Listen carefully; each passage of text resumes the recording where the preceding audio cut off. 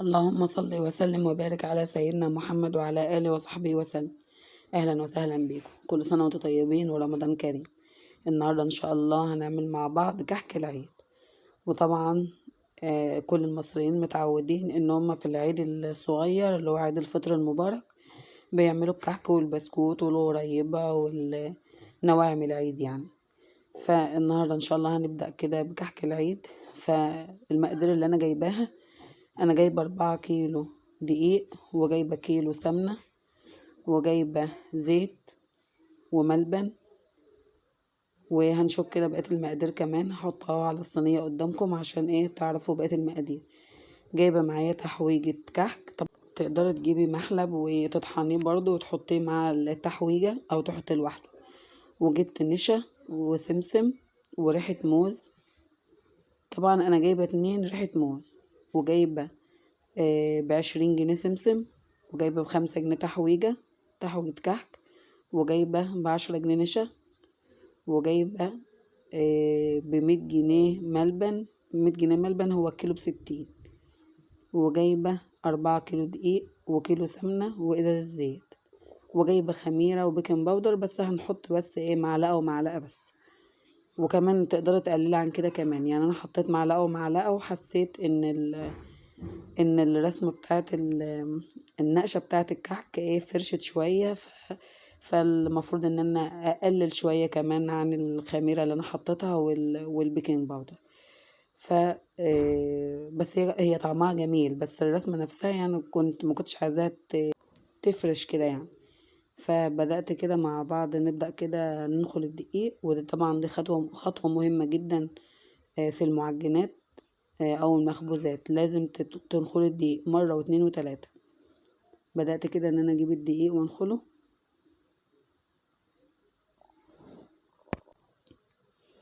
وطبعا طول ما انت بقى واقفة بتنخلي تسمي بالله وتصلي وتسلمي على رسول الله صلى الله عليه وسلم، وتقرأي قرآن كده وتسبحي على الدقيق علشان ربنا يطرح فيه البركة كده. ولازم تشهد على الدقيق أشهد أن لا إله إلا الله وأشهد محمد رسول الله. احنا متعودين طول عمرنا على كده، حتى احنا ما بنقولش بننخل الدقيق، بنقول بنشاهد الدقيق كده. طبعا هو انا بقالي كام سنه والله ما عملتش كحك في العيد، يعني بشتري جاهز. بس بصراحه الكحك السنه دي غالي قوي، فانا قلت اعمل كده. هعمل 4 كيلو كحك، وكمان جايبه علشان اعمل بسكوت. فيعني كل سنه وانتم طيبين. هما الاولاد متعودين يعني انه يكون في كحك او بسكوت وكده موجود في البيت جاهز بقى او معمول. طبعا لما بتعملي في البيت وروايح كده الكحك والبسكوت تكون في البيت، دي بتبقى في حد ذاتها فرحة، وفرحة في العيد جميلة جدا.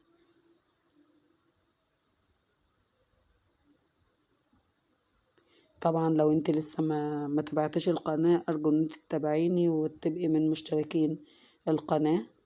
وارجو ان الفيديوهات اللي انا بقدمها تعجبكم.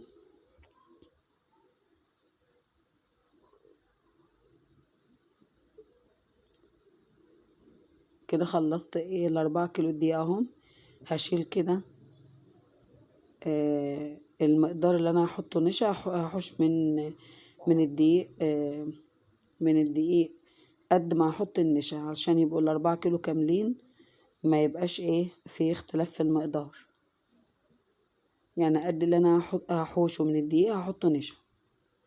طب الدقيق اللي انا هحوشه بقى هعمل بيه هعمل بيه الملبن اهو. حطيت مكانها نشا اهو. نقلب كده. هنحط بقى كمان. بصوا كده معايا واحده واحده. ده كيس بيكنج باودر، هحط منه معلقه. تقدر تحط نص معلقه بس، وتقدر ما تحطش اصلا. يعني في ناس ما بتحطش خالص، فما بيديش اي ما بيفنش خالص، يعني ما بيفرش كده معاكي. ففي ناس بتحب كده وناس ما بتحبش كده. انا عن نفسي حطيت معلقه. حطيت ان الرسمه تايهه شويه بعد ما اتخبزت، فانت تقدري ما تحطش خالص. حطيت نص معلقه ملح. حطيت معلقتين سكر. يبقى انا نزلت معلقة بيكنج باودر، نص معلقة ملح، معلقتين سكر، ونزلت كده بمعلقة، حطيت معلقتين تحويجة الكحك، معلقتين طبعا ما تكتريش تحويجة الكحك لانها بتمرر. ونزلت كمان بالازازتين بتوع ريحة الموز، في ناس ما بتحطش خالص برضو بس هي بتديلها ريحة حلوة. ريحة الموز 2 اهو. هشيل بس كده عشان اوريكم الخطوة اللي بعدها. افتح كده السمنة، طبعا انا بجيب سمنة سايبة لان لما بجيب اللي في العلب ما بتبقاش المقدار كامل. يعني مثلا لو انا جبت كيلو بفتح بلاقيها يا دوب 600 جرام 700 جرام، ما بتكملش الكيلو. لكن لما بروح اوزن الكيلو صافي بيجيلي كيلو، فده عشان المقدار بتاعي يبقى مظبوط. فانا حطيت كيلو سمنة، وحطيت عليها 3/4 كيلو زيت، وحطيت ربع سمنة بلدي. يبقى انا حطيت كيلو سمنة، وكل كيلو سمنة عادية يعني هي كانت سمنة جنة، وحطيت عليها 3/4 كيلو زيت، وحطيت ربع كيلو سمنة بلدي.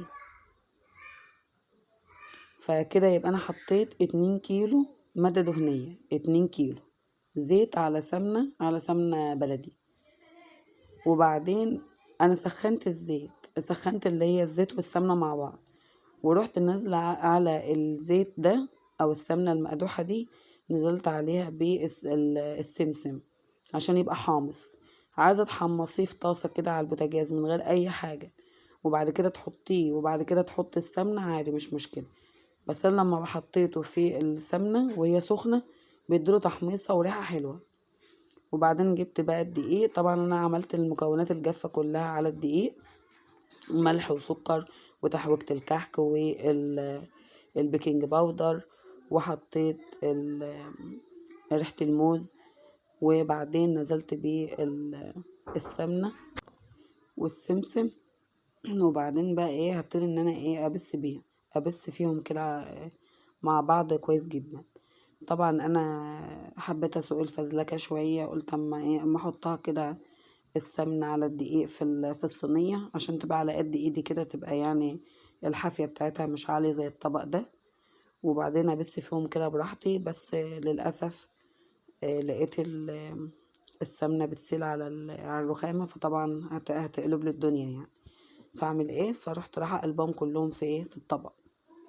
هو كان على ايدي كده، فانا نزلته على الارض بقى، وابتدي ان انا انزل على الارض واشتغل. بعد كده بقى همسك كده المكونات بقى اللي انا حطيتها كلها كده، واقعد اخلطهم كده مع بعض، اقعد ادورهم كده بايدي كده، وابتدي ان انا ابصهم على ايدي حته حته بقى، عشان كل السمنه تخش في الدقيق، ما يفضلش حاجه مش ممتزجه مع بعض. طبعا بسة الدقيق دي هي الاهم في الكحك. لو انت ما بستيش الدقيق وعجنت على طول، لا ما يبقاش كحك ده، يعني ما يبقاش كحك خالص. البسة ديت هي دي الكحك، عمود الكحك. فخلاص نعمل كده بايدينا اهو. تعملي كده بايديكي، وعلى ايدك برضو تمسكي كده على ايدك وتفركي كده لغايه ما عدتش تلاقي اي دقيق خالص خالص في الطبق من تحت ولا من فوق. طبعا الخطوه دي بتاخد وقت، خطوه البس دي بتاخد وقت طبعا.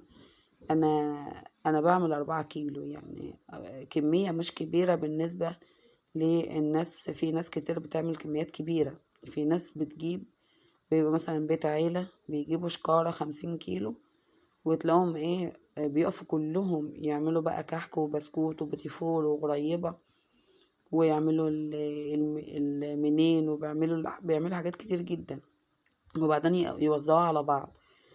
طبعا كان زمان بقى يعني بنجيب الدقيق الكتير ده ونكلفه ونعمل ونقعد كتير قوي بعد العيد ناكل الحاجات دي. لكن الوقت الحاجات دي مكلفة جدا، فيعني بنعمل على قدنا كده. ف4 كيلو كويسين، وكمان المجهود بقى بياخد مجهود كبير، وبالذات بقى ان الاولاد اليومين دول بقى عندهم امتحانات وكده، فما تلاقيش حد يساعدك كتير، فاعملها على قدك 2 كيلو، كيلو ونص 3 على قدك كده. وبعدين هبتدي بقى ان انا هنزل بقى باللبن كده. طبعا انا حاطه لبن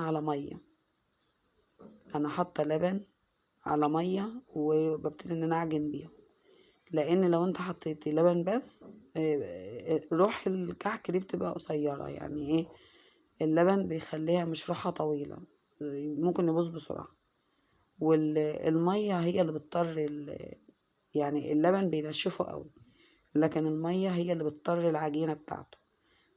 فاعملي معادله، حبه ميه وحبه لبن.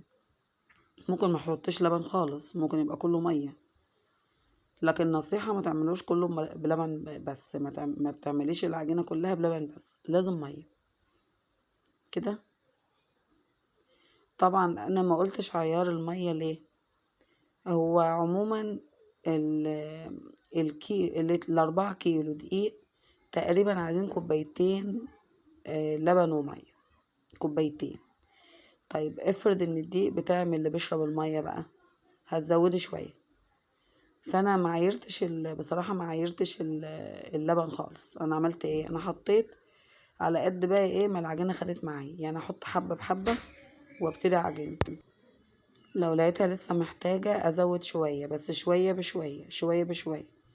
والله لقيت العجينه ناشفه معاكي، زودي شويه سمنه. طبعا السمنه متسخنه، انزلي بحبه سمنه وعجيني تاني. لقيتيها مثلا محتاجه حبة مية، زودي حبة مية. انت بقى انت طبعا عينيك على العجينة وتشوفي هي محتاجة طبعا رمضان كالعادة خلص بسرعة من غير اي مقدمات. يعني النهاردة 29 رمضان، كل سنة وانتم طيبين. اخر ليلة تراويح كانت النهاردة، واخر ليلة تهجد هتبقى النهاردة، فكل سنة وانتم طيبين. وطبعا عيد فطر مبارك عليكم. وطبعا يعني عشان برضو لو في حد قاعد يقول يعني انتوا ليكوا نفس تعملوا كحك، او ليكوا نفس تعملوا بسكوت، او تجيبوا هدوم العيد او اي حاجة، عشان يعني اطفال غزة وكده. والله احنا كلنا زعلانين عشان اطفال غزة، زينا زي اي حد في الوطن العربي والعالم الاسلامي كله. بس ربنا برضو قال لنا ان احنا لازم نعظم شعائره، ولازم ان احنا نفرح بالعيد. وفرحة العيد دي بتبقى سنة، ولبس العيد سنة، وان احنا نعظم شعائر ربنا دي يعني من تقوى القلوب. فما ينفعش ان احنا نقول لنا نفس نعيد، او لنا نفس ان احنا نتبسط برمضان او نفرح برمضان. يا جماعة دي شهور ربنا امرنا ان احنا نفرح فيها، يعني شهر رمضان المبارك أعاد الله علينا وعليكم بالخير واليمن والبركات. طبعا احنا كان لازم نفرح بيه، لان ده شهر عظيم ربنا فرض فيه الصيام. وطبعا لازم نتبسط برضو ونفرح بالعيد، لان ربنا امرنا بكده. ولكن طبعا اللي في قلبنا لأطفال غزة او لأهل غزة ده ما بيتغيرش. يعني مش معقول حد يقول لنا انتوا ما انتوا زعلانين علشان اهل غزة. لا بالعكس، طبعا احنا كلنا يعني الحزن مالي قلوبنا بسبب اللي بيحصل في غزة. وبس أملنا في ربنا كبير جدا، أملنا في ربنا إن النصر قريب إن شاء الله. وبكرة إن شاء الله هنشوف كلنا إن ربنا مش هيسيب كل اللي بيحصل في غزة ده يعدي كده. هو يمهل ولا يهمل، يعني هو أكيد أكيد ربنا ليه حكمة في اللي بيحصل ده. وإن شاء الله إن شاء الله قريب قوي قريب هنسمع إن نصر ربنا أتى لأهل غزة من حيث لا يعلمون. ربنا يرحم شهدائهم، وربنا يا رب يفرج قلوبهم ويفرج هم كل مهموم، اللهم امين يا رب العالمين. انا كده عجنت العجينه خلاص اهو، لميتها خلاص اهو. طبعا انت لما بتعجني الكعك ما بتعجنيش اكنك بتعجني عيش يعني او كماج او حاجه، لا انت يعني بتلم العجينه، يعني بتبتدي انت تلم العجينه. طبعا انا بعمل بدورها بايدي كده عشان اشوفها مشققة مثلا، محتاجة مية، محتاجة سمنة. لقيتها الحمد لله مش محتاجة حاجة اهو. هزود بس عليها ايه حبة لبن بس ايه اخر مرة كده، وما عدتش احط حاجة خلاص. هي ما عادش محتاجة اكتر من حبة اللبن دول. يعني كان ممكن حتى ان انا ما احطلهاش الحبة الاخرى دول، بس انا لاحظت يعني ان هي ايه، عايزة يعني تقريبا نص كوباية كمان اهو. هلمها بقى بايدي كده خلاص، وما عدتش ازود حاجة ان شاء الله. طبعا العجان ارحم بكتير من كده يعني. ربنا يوسع علينا وعليكم يا رب، وكل واحدة تجيب اللي نفسها فيه. خلاص العجينة خلاص لمت معايا خلاص اهو.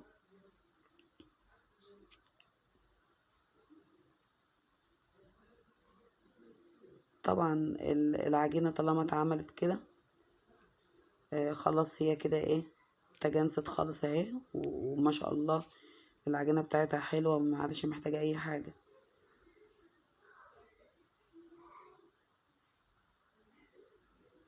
يبقى انا كده حطيت 2 كيلو مادة دهنية على 4 كيلو دقيق، وهو ده المقدار الطبيعي للكحك.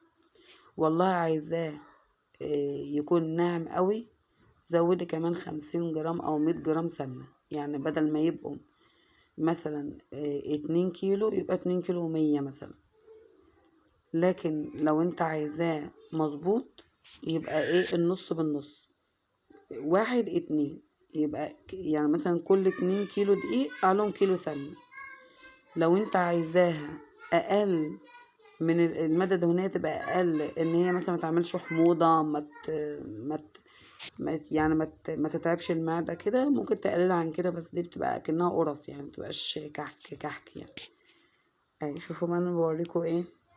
انا ببططها على ايدي كده، شوف هي الملمس بتاعها لقيتها جميلة جدا اهي. خلاص ختمت كده العجينة اهو، وهسيبها بقى كيس بقى ايه نضيف كده، فتحته واروح ايه مغطياها عشان ما تنشفش، وتدور بقى على المهمة التانية، الملبن. انا ممكن اعمل الملبن باكتر من طريقة. يا اما تمسكي قطعة قطعة من دي وتلفها رول على ايدك وتقطعيها بالسكينة، يا اما تعجنيها زي ما انا هعجنها كده. حطيت عليها كده نص كوباية سمنة. دول يا جماعة 2 كيلو الا ربع ملبن. الملبن الكيلو ب60. انا وزنت ب100 جنيه. يعني ايه؟ يعني تقريبا 2 كيلو الا ربع. هو في بعض الاماكن الكيلو ب80. معرفش هو ايه الفرق بصراحة، بس يعني انا حاسة ان هو يعني. فانا مسكتها كده، طبعا عجنتها كلها مرة واحدة. طبعا دي طريقة غير الطريقة اللي بنعمل بها برضو. يعني انا كنت على طول بجيب قطعة قطعة والفها رول على ايدي كده واقطعها، احط عليها نشا او دقيق عشان ما تلزقش في ايدي، واروح مقطعها ايه قطع صغيرة. وبعدين حد قال لي على الطريقة ان انا احط السمنة عليها وانزل عليها بسمسم، واروح عجنها ببعضها كده. يعني انا حطيت سمنة وحطيت عليها سمسم، وتروح عجنها ببعضها. عجنتها خالص اهو مرة واحدة كده، وتروحي رايحة فردها في الصينية، وماسكة حتة حتة بقى ومكورها. طبعا هي بتلزق في الايد بس كده. طبعا حطيت على ايدي بقى ايه دقيق، نزلت عليها كده. بعد كده هنبططها كده في الصينية، ونقطع حتة حتة بقى.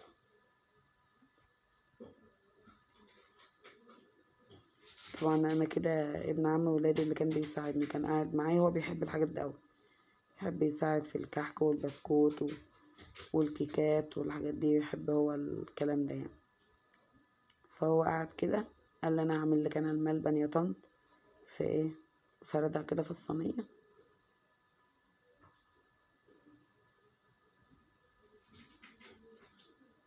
وبعد كده نبتدي بقى ايه، هي كده كده خلاص بقت سهلة.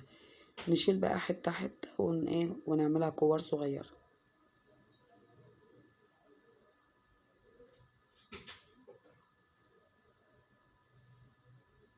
خلاص اتفردت معايا بسهولة اهي. ابتدى ان هو يشيل كده بالسكينة، لقى ايه هتبقى صعبة بالسكينة، بدأنا نشيل بايدينا. بدأنا نعملها كده كور، ونعملها ايه بالدقيق او النشا علشان متلزقش في ايدينا، حتة بحتة كده. طبعا لو في حد اكتر من حد بيساعدك، حد بقى يمسك الملبن، حد يمسك العجينة يكورها، حد ينقش الكحكة او يعمل بالمكبس، فبيكون في اكتر من ايد كده، فبنخلص بسرعة. في الوقت ده ما كانش لسه حد قاعد معايا يعمل يعني، فقعدت انا وهو نعمل الملبن مرة واحدة كده علشان ايه نبتدي نكور مرة واحدة. بدأت كده خلاص، قعدت اهو اخد حتة ملبن واحط في العجينة واكورها اهي. طبعا انا بعمل كده حتت صغيرة كده عشان يبقى الايه الكحك صغنون كده وحلو. طبعا عايزة تكبري تكبري، عايزة تصغري تصغري، اصل انت لا تاكلي انت واولادك يعني. اه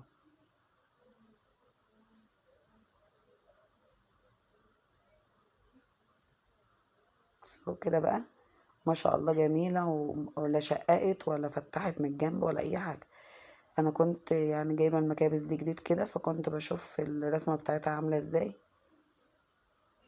ما عجبتش الاولاد قوي، قالوا لا ما تعمليش بقى يا ماما. بس انا يعني كنت عملت بقى كام واحدة كده بعد كده اهي. انا اللي رجعت لميتها تاني اهي، كنت بجرب بس كده الايه الرسمة. انا والله ما بحبش اللي هي المنقاش، اللي هو الحديد ده. بس الاولاد بيبقوا عايزين طبعا كل واحد فيهم يمسك مكبس بقى ويقعد ايه يفنن كده مع نفسه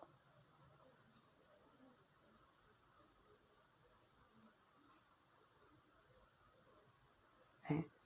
التكوير نفسه بياخد وقت. نمسك كده على العجينة ونعمل لها ايه حتة من النص كده، ونروح حاطين الملبنية.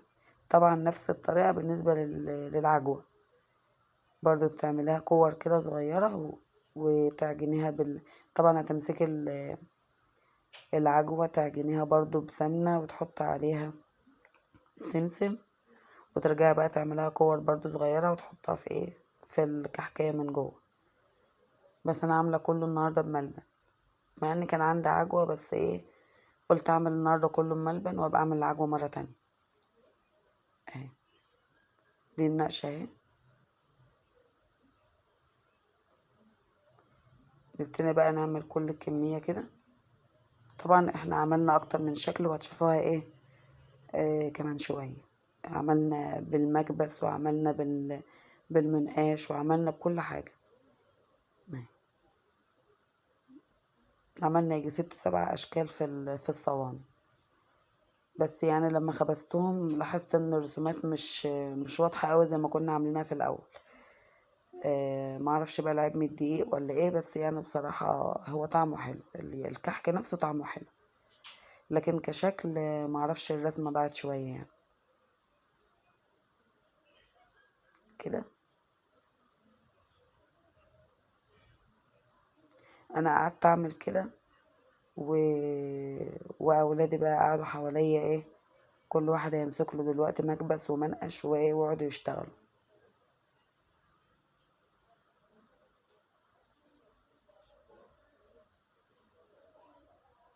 حتى جوزي دخل وانا بنقش كده، قال لي هات اما اوريكم ايه شويه نقشات حلوه يعني. فهتشوفوا كمان شويه النقشات اللي هو عملها كده، وقعد يقول لي ايه دي نقشه زي القيمه اللي احنا بنعملها في الخشب. فقعدنا نضحك عليه، قلنا له كمان القيمه هتجيبها لنا في الكحك. فقال طب شوفوا اتفرجوا كده وشوفوا رايكم ايه. فانا هوريها لكم كمان شويه، هوريها لكم هو بيعملها كده وهوريها لكم هو حاططها. هو يعني عشان شغلهم هنا في دمياط في الموبيليا وكده، فأهم حاجة عندهم الورد اللي في الموبيليا والنقوشات اللي في الموبيليا، فحب يحطها لنا في الكحك بقى يا جماعة اهي. فنانين بقى. لسه هو ما عملش النقوشات اللي هيعملها.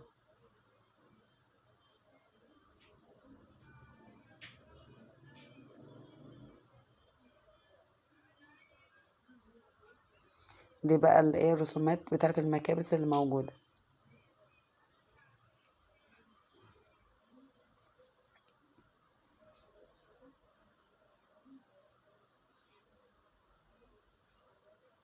طبعا انا حطيت كده صينية جنبي، وبقينا كل ما نعمل حبة كده نرص على الصينية اللي جنبنا كده، ولما نخلصها نشيلها نعينها جوه ونعمل غيرها.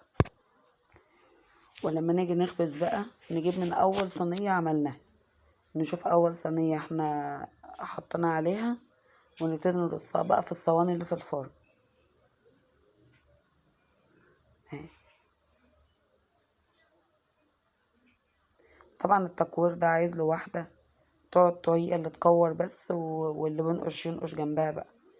لكن انا بقى ما كنتش لسه لاقي حد يعمل لي التكويرة دي، لغاية بقى ايه ما جت الحاجة بقى، حماتي ام زوجي طبعا، ربنا يديها الصحة. طبعا ما بقولهاش حماتي، يعني بقولها ماما. آه ف... فهي جت بقى قالت ايه اما اقعد كده اساعدكم، فادينا لها بقى ايه المهمة بتاعة التكوير ده عشان ننقش احنا بقى.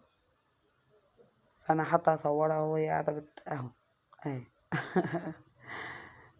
ما شاء الله عليها، شاطرة في التكوير والحاجات دي. بس هي كانت عايزة تكبر لنا التكويرة بتاعة القرص او التقريصة بتاعة الكحك ديت.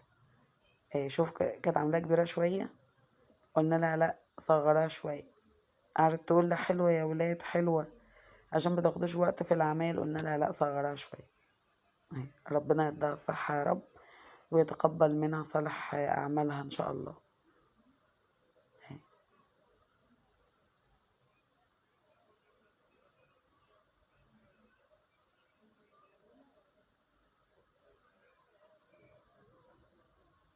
هي بقى بدأت إن هي تكور لنا، واحنا ايه ننقش ونرص على الصواني.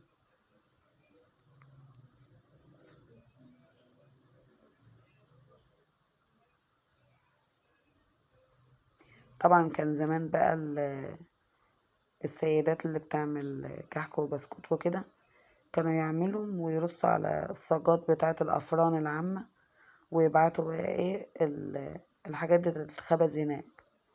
الوقت بقى الناس بتعمل في الأفران اللي عندها الخاصة بيها جوه البيوت. معرفش بقى حتة الأفران بقى التانية ديت، أنا مش عندنا هنا في القرية يعني. فكل واحدة بتعمل لوحدها كده جوه بيتها في بوتاجازها أو في الفرن الغاز بتاعها وخلاص. فشوفوا بقى الرسمة اللي أنا بقولكوا عليها، الرسومات الورد اللي قدامكوا دي زوجي اللي عاملها بالمنقاش. شوفوا عاملها شكلها جميل ازاي اهي. هو بيرصها اهي، بيقول لنا هو عمل كام واحدة كده يعني، وقام يعني لأنه كان جاي من الشغل وكده. ف... فقال ايه تعالوا اوريكم هتعملوها ازاي. فقعد يعملها كده ويقول لنا ايه رسمة قيمة اكنها قيمة على الخشب. فعلا شكلها جميل، تسلم ايده. وبنتي بقى بتاخد من ورانا كده وترص على الصينية اللي جنبها اهي.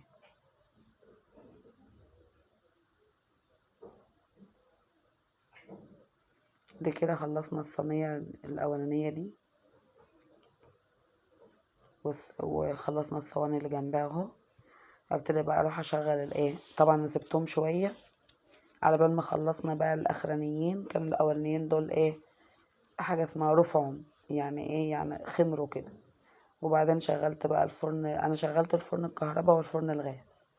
بدأت ان انا احط في الفرن الكهرباء كده صينيتين فوق بعض، والفرن الغاز صينية عشان ايه انجز وقت، لانه كنا قبل الفطار وعايزين نخلص يعني. بس انا شغلت الفرن الغاز على درجة حرارة 230، الفرن الكهرباء معلش، الفرن الكهرباء درجة حرارة 230. وحطيتهم في الرفين كده من فوق بعض في النص، ودرجة الحرارة قلنا 230. والتايمر بتاعها المفروض على 20 دقيقة، وتبتدي تبصي يعني تعمليها 20 دقيقة ودرجة الحرارة 230، وتولعي من تحت بس متولعيش من فوق. وبدأت بقى ان انا يعني كل يعني مثلا 10 دقايق وابص عليها، وال10 دقايق التانيين وابص عليها. وده الفرن الغاز اهو، كنت مولعة عليها من تحت ومن الجنبين، بس كانت النار واطية جدا علشان ما تحرقش مني وتبقى عجينة من جوه. طبعا انا بدأت اطلع كده، انا قلت ايه اما اطلع لكم من كل نقشة كده 2 ولا حاجة تشوفوها كده. شوفوا بقى متحمرة من تحت ومن فوق ازاي، ما شاء الله كانت جميلة جدا من جوه ومن بره اهي.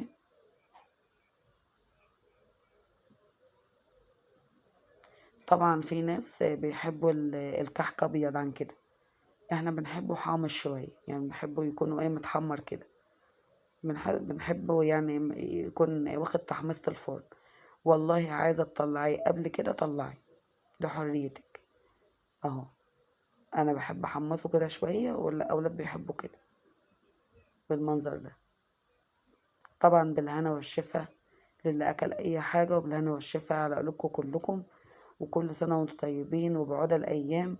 ويا رب ان شاء الله ما يهل علينا العيد الا واحنا مجبورين الخاطر، وربنا يبارك لكم في اولادكم باذن الله وينجحهم في امتحانات اخر السنة، وربنا يطمنا على اهل غزة ويطمنا على كل المسلمين في العالم كله ان شاء الله. وكل سنة وانتم طيبين وتصبحوا على خير. وارجو ان انتوا تشتركوا معايا في القناة وتفعلوا زر الجرس عشان يوصلكوا كل جديد. ومع السلامة.